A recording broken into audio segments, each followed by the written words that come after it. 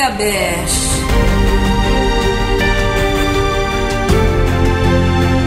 Tama na! Ayoko na! Dami ko na ang iniisip, nagpapagulo ka pa. Oo, tama na! Tapusin na natin! Ayoko na! Christ, ano na kaya mang nangyari after nung pag-aaway namin na yun? Pagkatapos kaya nun, doon ko kaya nakilala ang asawa ko ngayon na si Judel?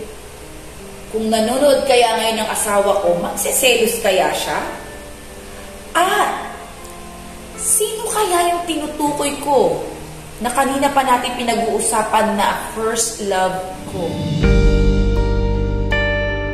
June 19, 1996, I received the Lord Jesus Christ as my personal Lord and Savior. Doon nag-start ang relationship ko kay Jesus. Pero hindi ganun kadali.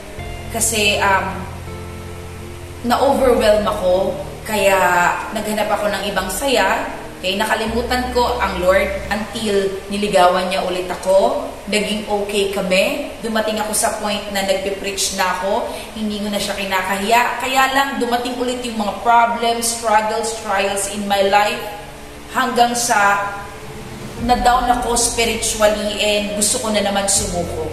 Totoo yung saying na first love never, guys. Kasi nangyayari sa akin.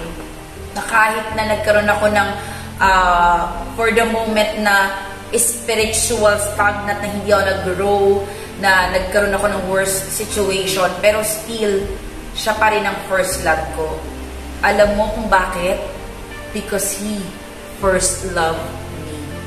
And to all who are watching, gusto ko lang sabihin, pag na-found out mo pala itong first love mo, at nireceive mo si Jesus Christ as your personal Lord and Savior, grabe, daig mo pa ang naka-discover ng gold, ng kung ano pa mamalaking bagay sa buhay mo.